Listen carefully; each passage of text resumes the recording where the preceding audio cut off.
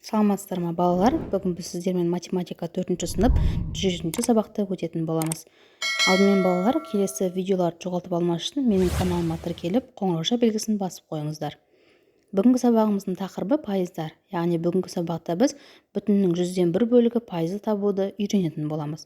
Енді балалар, бірінші есепке қарайық. Диаграмманы қара, сұрақтарға жауап бер дейді. Тұрмыстық қалдықтың қанша пайызы өңдеуге жарамды? Бұл экологиялық мәселелерді шешуде қандай маңызға ие дейді. Диаграммаға қарайық балалар. Бізге дөңгелек диаграмманың екі бөлікке бөлініп тұр. 40% жасыл түспен, 60% сары түспен көрсетілген. Енді осы 40% жасыл түстің үстінде айналмалы белгі көрсетілген. Бұл белгі бізде тұрмыстық қалдықтың, яғни өңдеуге жарамды деген мағынаны білдіреді. Демек балалар, есеп бойынша 40% бізде тұрмыстық қалдықтың өңдеуге жарамды екен. Келесі екінші есеп. Сұраққа жауап бер, ойлан. Егер 1% дегеніміз санның 100-ден 1 үлесі болса, оны қалай табуға болады? 900 килограммның 1%-ін ше, 1800 теңгенің 1%-ін ше дейді. Кез келген бір заттың нұсқасы 100% білдіреді. Енді ол осы бүтін заттың нұсқасын, яғни оның 1%-ын табу үшін бүтінді теңде 100 бөлікке бөліп, оны бірге көбейтуіміз керек.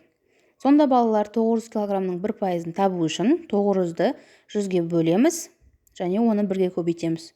900-ды 100-ге бөлсең 9, 9-ды бірге көбейтсең 9 килограмм. Демек 900 килограммның 1%-ы 9 килограммды құрайды екен. Енді 1800 теңге дейді. Енді 1800 теңгенің 1%-ын табу үшін 1800-ді 100-ге бөлеміз, 18 болады, 18-ді бірге көбейтеміз, 18-дің өзі болады. Сонда 1800 теңгенің 1%-ы 18 теңгені құрайды екен. Енді балалар, ереже беріліпті, есіңде сақта дейді. Бүтіннің 1%-ын табу үшін бүтінді теңде 100 бөлікке бөліп, осындай бір бөлігін алу керек. Мысалы, 500 килограммның 1%-ы 500 килограмм бөлінген 100 көбейтілген 1. Сонда ол 5 килограммға тең. Бірден артық пайыздың кез келген мөлшерін табу үшін санның 100-ден 1 бөлігін тауып, қажетті пайыз мөлшеріне көбейтеді. Мысалы, 500-дің 3%-ы 500 бөлінген 100 көбейтілген 3 тең 15. Ары қарай балалар, бізде үшінші есеп беріліпті. 4500 килограммның 29.000 теңгенің және 360.000 метрдің 1%-ын, 5%-ын және 15%-ын табуымыз керек. Осы есіңде сақта, яғни ережеге қарап отырып тапсақта болады.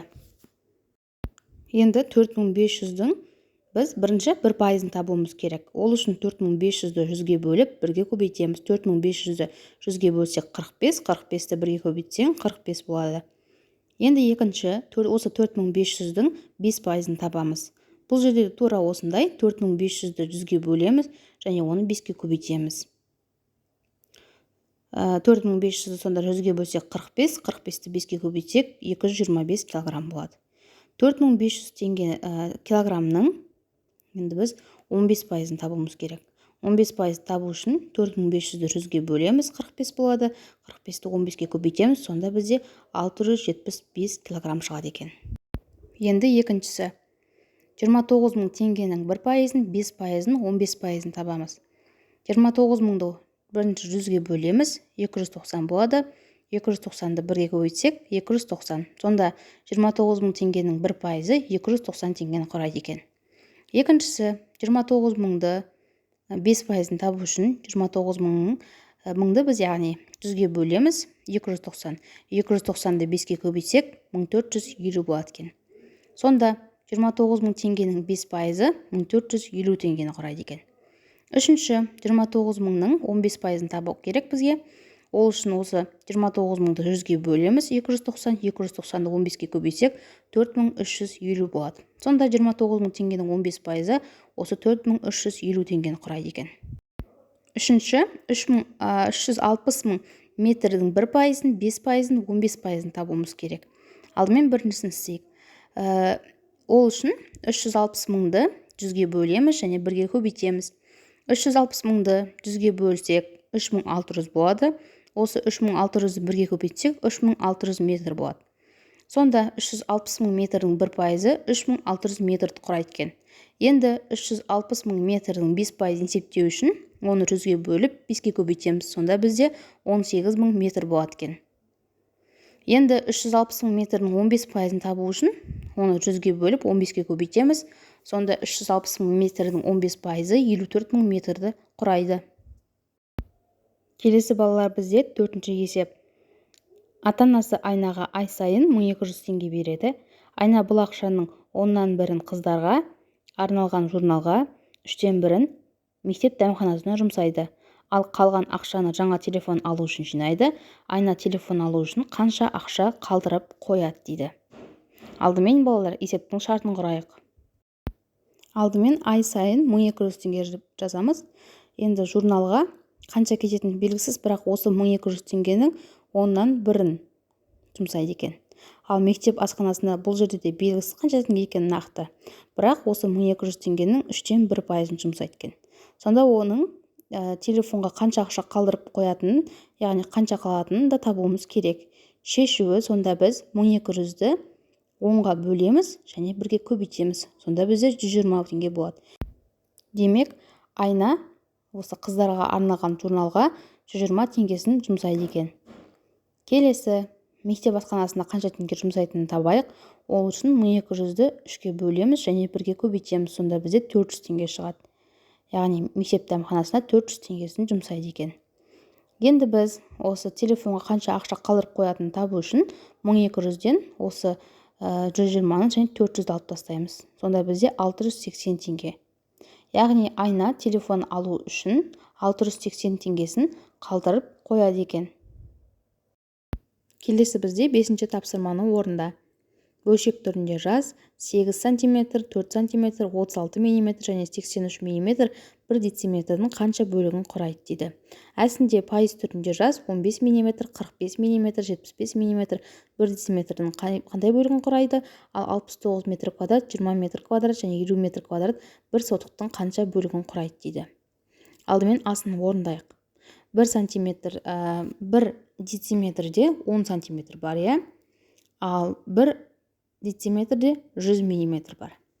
Сонда 8 см дегеніміз ол 1 дециметрдің 10-8 бөлігін құрайды екен. Ал 4 см дегеніміз ол 1 дециметрдің 10-4 бөлігін құрайды. Ал енді 36 мм ол 1 дециметрдің 100-36 бөлігін құрайды. Ал 83 мм ол 1 дециметрдің 100-83 бөлігін құрайды екен. Енді әсінде бізде 15 мм, 45 мм және 75 мм 1 дециметрдің қандай бөлігін құрайды дейді. Оны пайыз түрінде жазуымыз керек. Сонда 15 мм тең 15 бөлінген 100, яғни ол 15%-ын құрайды. 45 мм тең 45 бөлінген 100, ол 45%-ын құрайды. 75 мм 1 дециметрдің 100-75 бөлігін құрайды, яғни ол 75% береді. Енді келесі 69 метр квадрат, 20 метр квадрат және 50 метр квадрат 1 сотықтың қандай бөлігін құрайды дейді. 69 метр квадрат 1 сотықтың 100-69, яғни 69%-ын құрайды. Ал 20 метр квадрат ол 100-20, яғни 20%-ын құрайды. Ал 50 метр квадрат 1 сотықтың 100-50 бөлігін құрайды, яғни ол 50% болады. Келесі 6-шы есеп. Бөлу, көбейту, азайту амалдарын орындауымыз керек. Біріншісі 58.265-ке 6.529.576-ны, одан кейін оған 47.654-ті қосуымыз керек. Сонда есептің жауабы 6.635.495 болады екен. Екіншісі 100.585.870-тен азайтып тастауымыз керек 78.908.765-ті. Сонда есептің жауабы 21.677.105 болады екен. Ал 560-қа 201-ді көбейтсек 112.560 болады.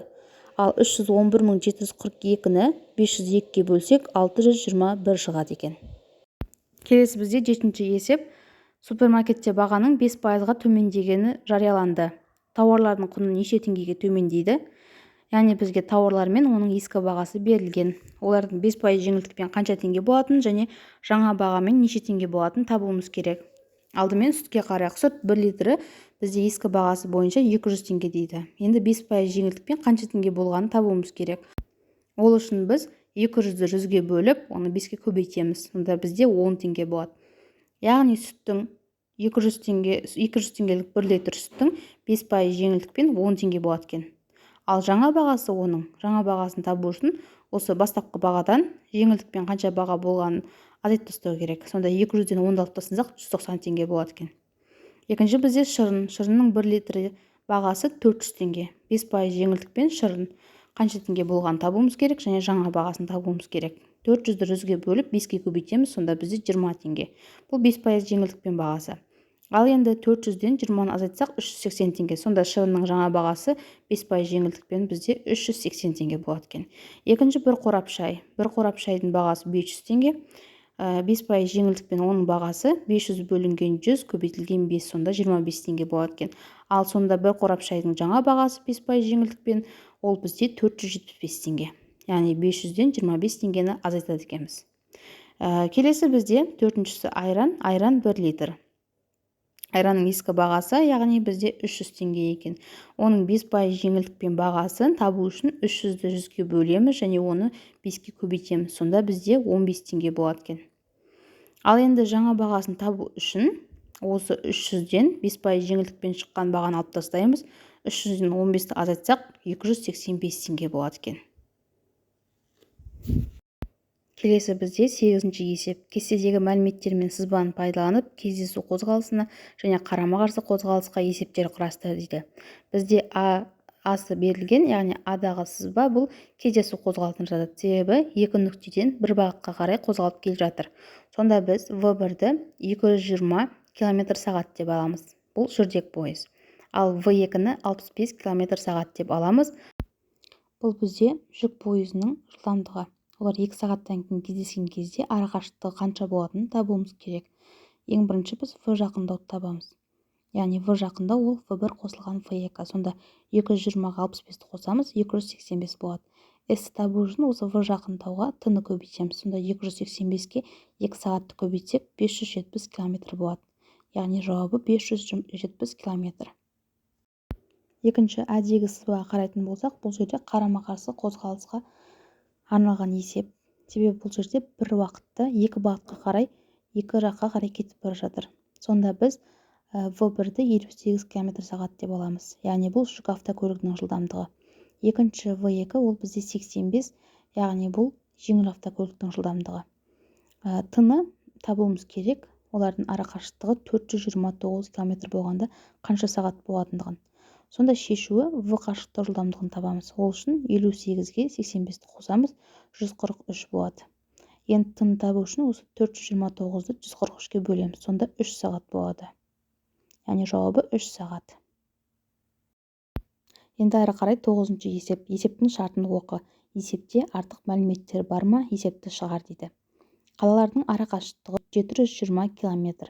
Олардың таңертеңгі сағат 8-де екі туристер тобы бір уақытта бір-біріне қарама-қарсы шығып, бір қалыпты жүріп отырды. Олар 16 күннен кейін бірінші қаладан 320 км қашықтықта кездесті. Әрбір топ күніне қанша километр жүріп отырды дейді. Енді есептің шартын құрайық. S-ті біз 720 км деп аламыз. S1, яғни 320 км.